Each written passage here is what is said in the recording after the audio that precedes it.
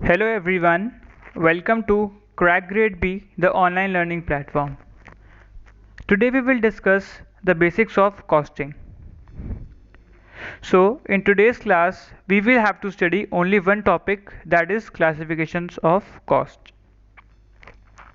So, basically, costs are classified into 6 categories. That is number 1 by nature of element, number 2 by functions, number 3 by variability or by behavior, number 4 by controllability, number 5 by normality, number 6 by cause for managerial decision making. So we will discuss them one by one. So the first one is by nature of element. This type of classification is used to determine the total cost. ये classification हमारी मदद करता है कि हम total cost को पता लगा पाएँ कि टोटल कॉस्ट कितनी है. A diagram as given below shows the elements of cost as under. So, element of cost consists of 3 elements, that is material, employee and other expenses. Material is further divided into 2 categories, that is direct and indirect.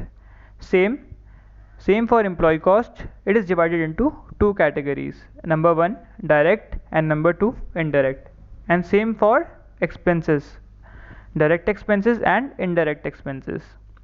All the types of indirect cost, that is indirect material, indirect labor and indirect expense, is collectively known as overheads, and these overheads are classified further into production overheads, administration overheads and selling and distribution overheads.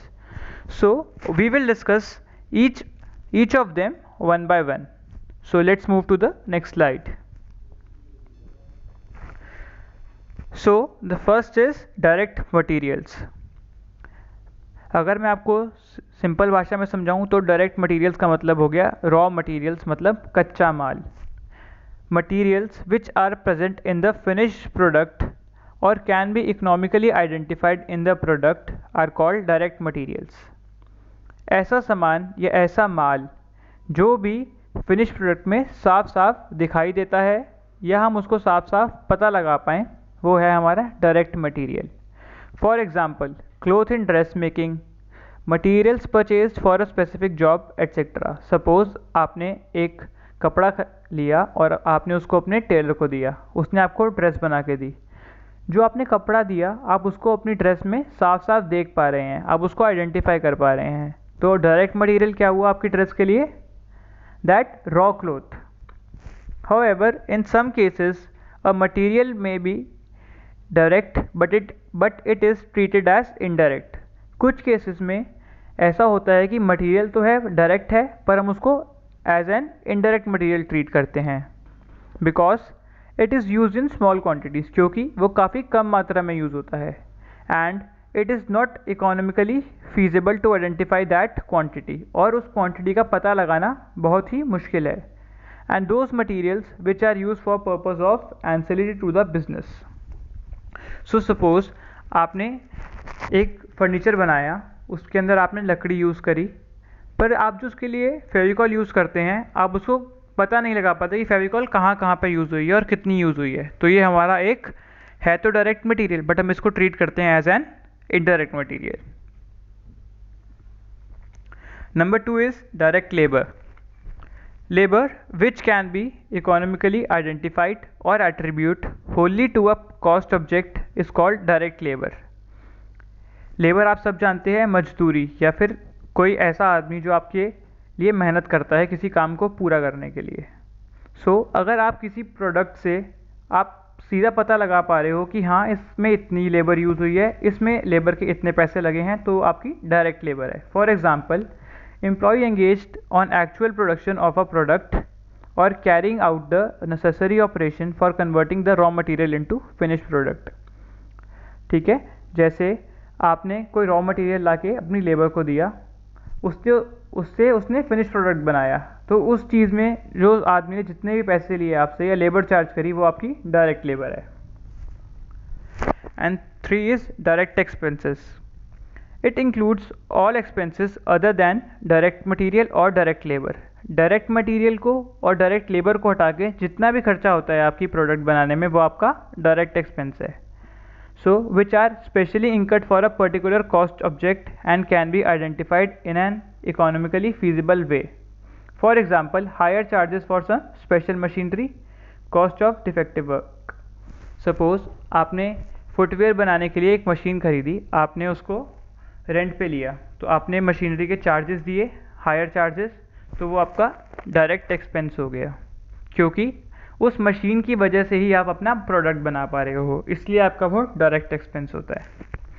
So the next slide is indirect materials. Materials which do not form normally part of the finished product are also known as indirect material. ऐसा माल जो product finish product का part नहीं होता last में, उसको हम indirect material कहते हैं। Suppose store use for maintaining machines and buildings, that is lubricants, cottons, waste, bricks etcetera. Suppose आपने अपनी मशीन को रन करने के लिए उसमें ऑयल डाला, पर उस ऑयल जो आपका प्रोडक्ट बना है उसमें तो ऑयल है नहीं, तो वो आपका इनडायरेक्ट मटेरियल हुआ जो आपने इनडायरेक्टली यूज़ करा है।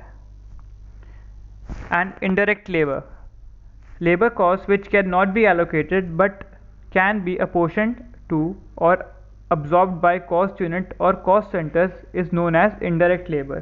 Suppose वो लेबर जो आपने प्रोडक्ट को बनाने के लिए नहीं यूज़ करी, सपोज़ आपके सिक्योरिटी गार्ड्स हैं, आपके सुपरवाइज़र्स हैं, सुपरवाइज़र्स तो कभी प्रोडक्ट नहीं बना रहे, आपके मैनेजर्स की जो है तो वो हमारी इनडायरेक्ट लेबर है। Indirect expenses, expenses other than direct expenses are known as indirect expenses. कितनी सिंपल बात लिखी है, सारे ऐसे खर्चे जो डायरेक्ट खर्चे नहीं हैं वो हमारे इनडायरेक्ट एक्सपेंसेस हैं।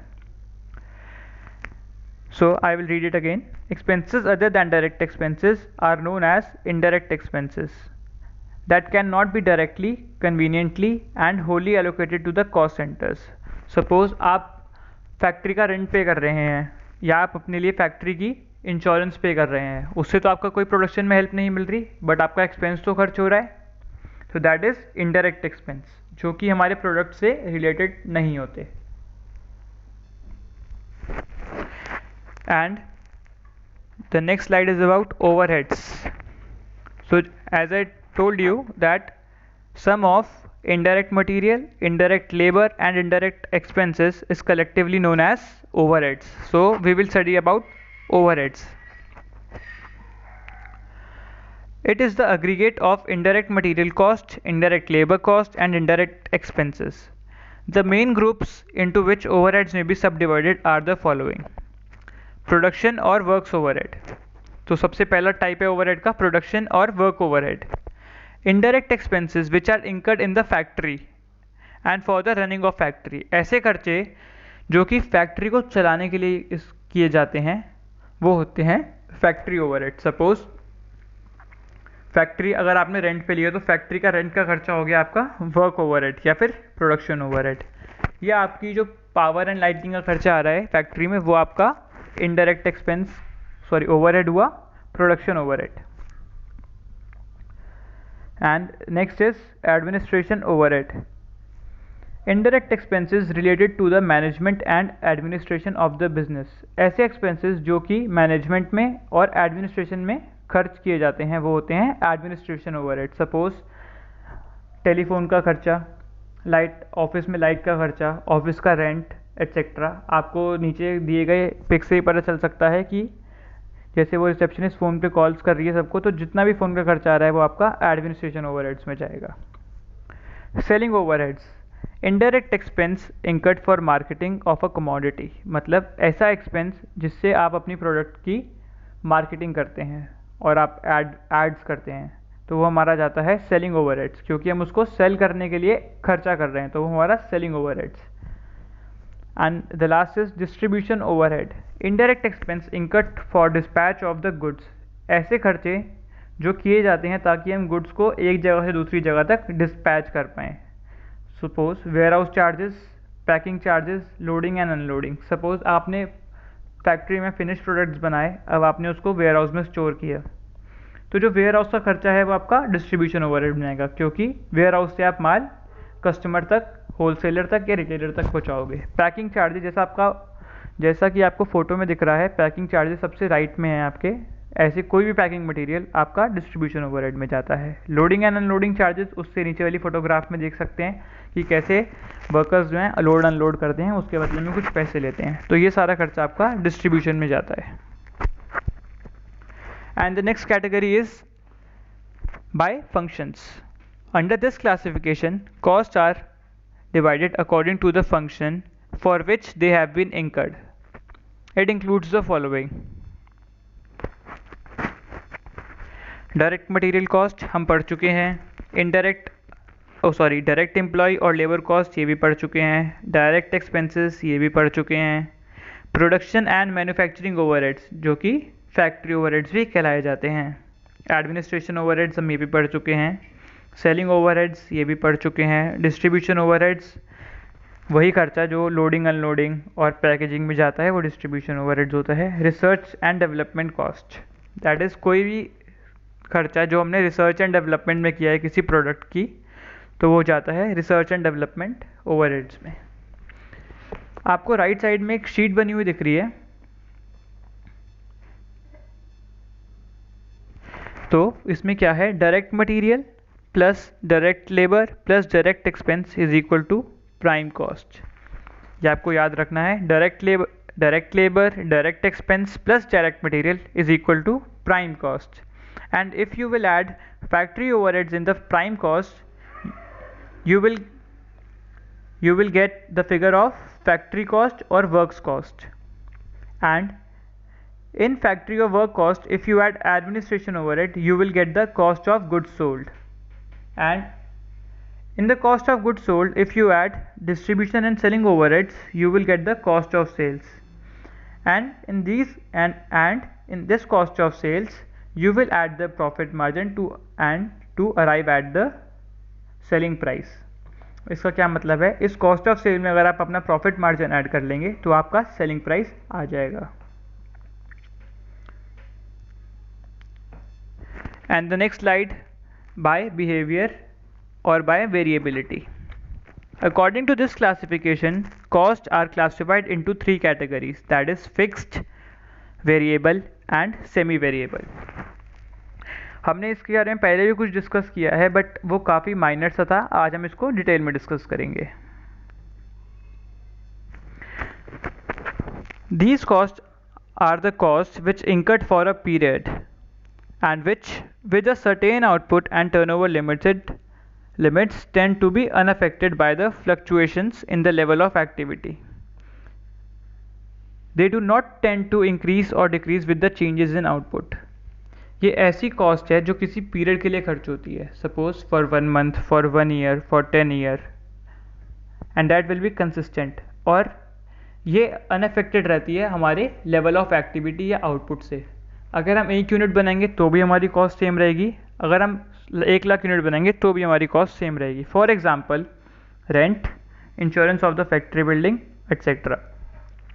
सपोज आपने अपनी बिल्डिंग का इंश्योरेंस कराया है, तो आप उसमें चाहे 1 प्रोडक्ट बनाओ चाहे 1 लाख प्रोडक्ट बनाओ, इंश्योरेंस का अमाउंट सेम रहेगा, ये चेंज नहीं होगा, चाहे आप कितना भी प्रोडक्शन करो या फिर कितनी भी सेल्स करो। तो इसका ग्राफ देख सकते हैं आप राइट साइड में। Suppose you are manufacturing 0 unit, the fix cost is 10,000, and if you are producing 100 units, the fixed cost is also at 10,000, and so on. If you are producing 500 units, the fixed cost is 10,000. So इससे हमें पता चलता है कि हमारी fix cost का level हमेशा same रहता है in totality.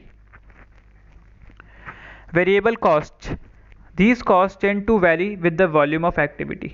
Any increase in the activity results in increase in variable cost and vice versa. ये हमारे लेवल ऑफ आउटपुट की तरह चेंज करती है। जितना हमारा लेवल ऑफ आउटपुट बढ़ेगा उतनी हमारी वेरिएबल कॉस्ट बढ़ेगी, और जितना हमारा लेवल ऑफ आउटपुट कम होगा उतनी हमारी वेरिएबल कॉस्ट कम होगी। तो इसका आप ग्राफ देख सकते हैं राइट साइड में। Suppose you are manufacturing 0 unit, your variable cost is 0, and if you are producing 100 units, your variable cost is 10,000, and if you are producing 200 units, your variable cost is 20,000. So with the increase in input, your variable cost goes up, and with the decrease in level of output, your variable cost gets down. And the last is semi-variable cost. These costs contain both fixed cost and both variable cost, and thus partly affected by business fluctuation, and thus partly affected by business situation fluctuations in the level of activity. Suppose आपने एक telephone का connection लिया अपनी company में. Suppose आपने 5 connection लिए जिसका कि बेसिक रेंट जाता है 10,000 इन टोटलिटी. अगर आप एक भी फ़ोन कॉल नहीं करेंगे तो आपका 10,000 का बिल तो आएगा ही आएगा. बट जैसे जैसे आप अपनी फ़ोन कॉल्स बढ़ाएंगे तो उन फ़ोन कॉल्स के भी एडिशनल आपको पैसे देने पड़ेंगे. तो to the extent semi variable cost remain fixed, and after that extent it will rise as per the level of output. तो आप उसके बाद जितने भी कॉल्स करेंगे आपको उसके पैसे देने पड़ेंगे.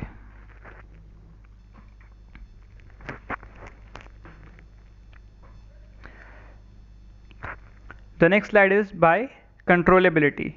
Cost here may be classified into controllable and uncontrollable.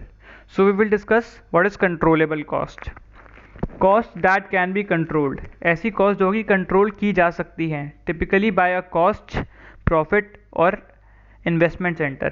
उसे control कौन कर सकता है? या तो cost center या फिर profit center या फिर investment center का कोई भी manager. Suppose अगर आप परचेज मैनेजर हो किसी कंपनी के तो आप परचेज कॉस्ट को कंट्रोल कर सकते हो by purchasing the cheap raw material. Suppose आप 80 का रॉ मटेरियल ले रहे हो अभी कहीं से 80 रुपीज़ पर केजी, तो आप कोई और सप्लायर देख सकते हो जो आपको 75 रुपीज़ पर केजी में वो सेम रॉ मटेरियल दे. इससे आपकी कॉस्ट कंट्रोल हो सकती है.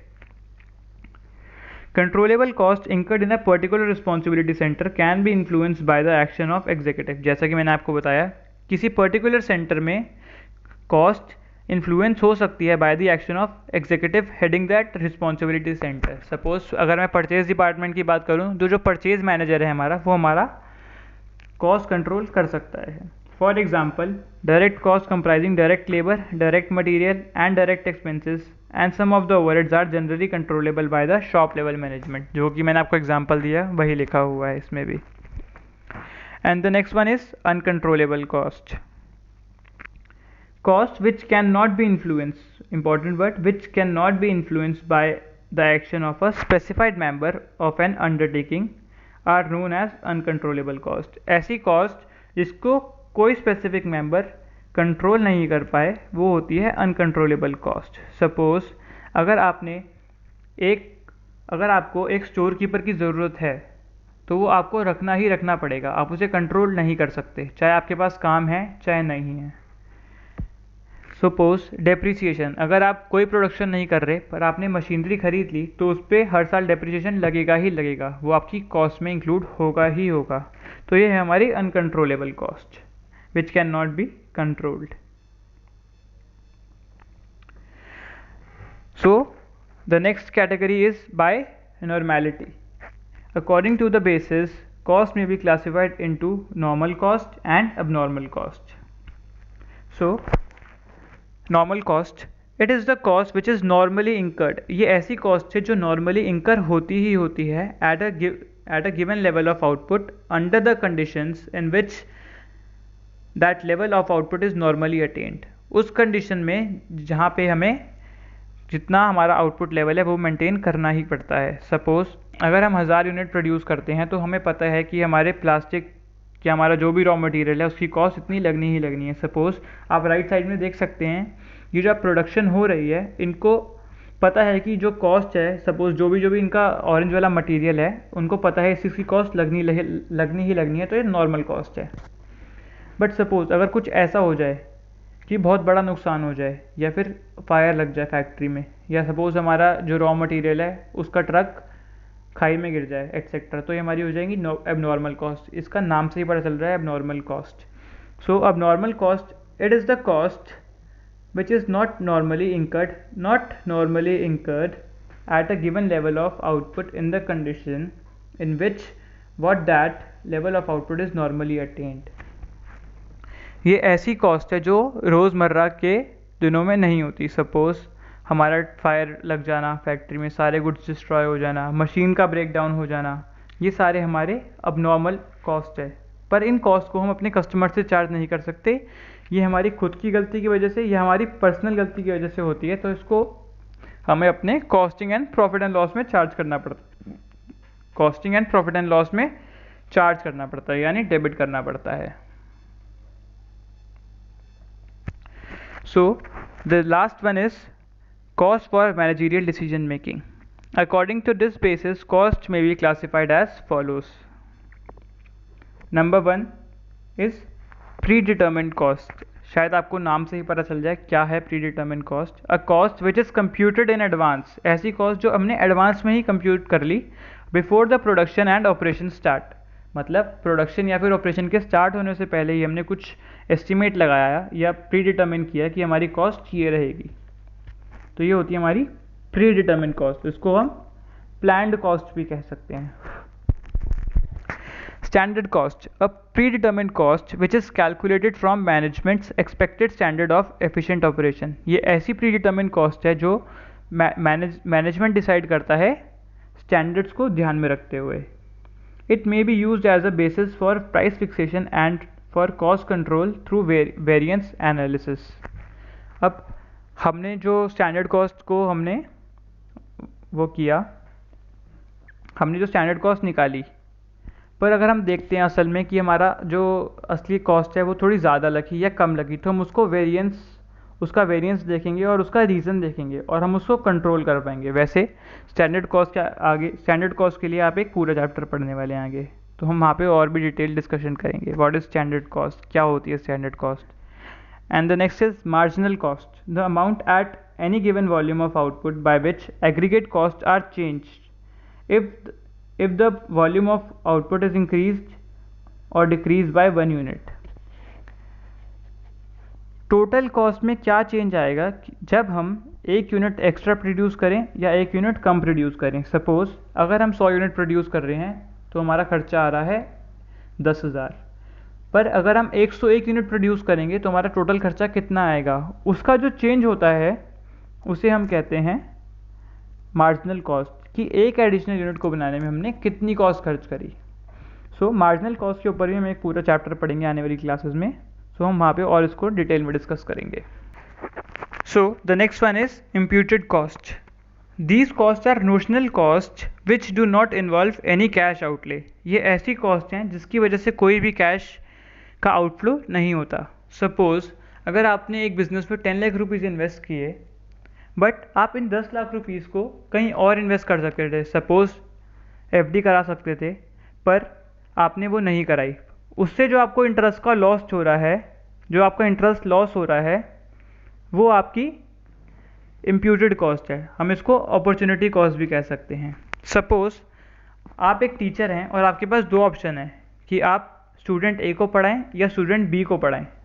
सपोज़ आपको स्टूडेंट B देता है 1000 per hour and student A देता है only 700 per hour.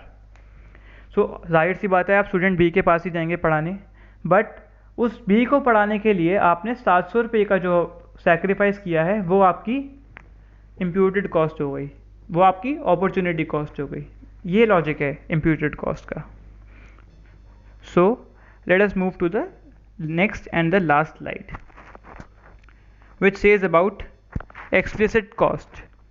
These costs are also known as out of pocket cost and refer to cost involving immediate payment of cash. ये ऐसी कॉस्ट हैं, इसे हम आउट ऑफ पॉकेट कॉस्ट भी कहते हैं और इससे हमारा कैश इमिडिएटली आउटफ्लो करता है। जैसा आपको साइड में शायद इमेज देख के कुछ ना कुछ समझ आ जाए कि हमारा कैश आउटफ्लो कर रहा है, हमारा कैश लीक हो रहा है। Suppose salaries, wages, postage and telegram, printing and stationery, interest on loan are some example of explicit cost, क्योंकि आपको सैलरीज की पेमेंट कैश में एज अ केस में भी और बैंक में करनी पड़ती है, तो ये आपकी एक्सप्लिसिट कॉस्ट हो गई। इसमें आपकी खर्चा जेब से होता है। Implicit cost, these cost do not involve any immediate cash payment. तो ये ऐसी कॉस्ट हैं जिसके अंदर कोई भी कैश की पेमेंट नहीं होती, they are not recorded in the books of account, और इनको बुक्स में भी रिकॉर्ड नहीं किया जाता। They are also known as economic cost. So अगर मैं आपको इसका एग्जाम्पल दूँ, सपोज ये है रिसोर्सेज। सपोज अगर आप कोई प्रोडक्शन कर रहे हैं जिसमें आपको सनलाइट की ज़रूरत पड़ती है, तो ये हमारी इम्प्लिसिट कॉस्ट हो गई, बट आप इसे रिकॉर्ड तो कर नहीं पाएंगे कि आपने सनलाइट से कितनी लाइट ली, तो ये हमारी इकोनॉमिक कॉस्ट है, दैट इज़ इसको हम रिसोर्स कॉस्ट भी कह सकते हैं। And the next one is capitalised cost. These are the costs which is initially recorded as asset and subsequently treated as expenses. Suppose आपने एक मशीनरी ली, आपने उस पर जितने भी पैसे खर्च किए मशीनरी पे, वो तो आपकी एसेट की कॉस्ट में ऐड होगा, बट उससे पहले, उसको चालू करने से पहले तक जो भी खर्चे हैं मशीन के, सपोज आपने इलेक्ट्रीशियन से पूरी उसकी फिटिंग कराई, पूरा आर्किटेक्ट से इंस्टॉल करवाया, उसके लिए पूरा बेस बनवाया, तो वो भी हमारा मशीनरी कॉस्ट में ऐड हो जाएगा, तो इससे हमारी एसेट की कॉस्ट बढ़ जाएगी। सपोज़ अगर मैं आपको इसको एक रियल लाइफ एग्जांपल से समझाऊं तो शायद आप ज़्यादा बेटर रिलेट कर पाएँ। सपोज़ अगर आपने एक एसी परचेज़ किया जिसकी कॉस्ट थी 20,000, बट आपको एसी लाने में 1000 रुपीज़ का फ्रेट चार्जेस देने पड़े, और जब आपने फ्रेट चार्जेस दिए, आपने एक इलेक्ट्रीशियन को बुलाया ताकि वो उसको इंस्टॉल कर दे, तो उसने आपसे 23,000 लिए। तो जाहिर सी बात है, आप किसी को भी कहोगे कि एसी की कॉस्ट क्या हुई, तो आप सीधे सीधे कहोगे 23,000, ना कि 20,000। इसी को कहते हैं कैपिटलाइजेशन। कोई भी एसेट को खरीदने से रिलेटेड जो भी कॉस्ट होती है, चाहे टैक्स हो, चाहे फ्रेट हो, चाहे इंस्टॉलेशन हो, चाहे इरेक्शन चार्जेस हो, वो सारे आपके कैपिटलाइज होते हैं। And the next one is product cost. These are the costs which are associated with the purchase and sale of goods. In production scenario, such costs are associated with the acquisition and conversion of materials and all other manufacturing inputs into finished product. एक raw material को finish product बनाने में जितनी भी cost खर्च होती हैं उस प्रोडक्ट पे, वो सारी प्रोडक्ट कॉस्ट होती हैं। सपोज़ आपने फुटवेयर बनाए, फुटवेयर का बिजनेस किया, आपने उसके लिए रबड़ मंगवाया या प्लास्टिक मंगवाई, एज द केस में भी, और जब तक वो आपका फिनिश प्रोडक्ट में तैयार नहीं होता, जब तक वो आपका फुटवेयर बन के रेडी नहीं होता, तब तक के लिए आपने जो भी कॉस्ट खर्च करी है वो सारी प्रोडक्ट कॉस्ट कहलाती हैं। So guys, you can view our related courses by visiting www.crackgradeb.com, and you can view our star performance by going to www.crackgradeb.com. Thank you and happy learning.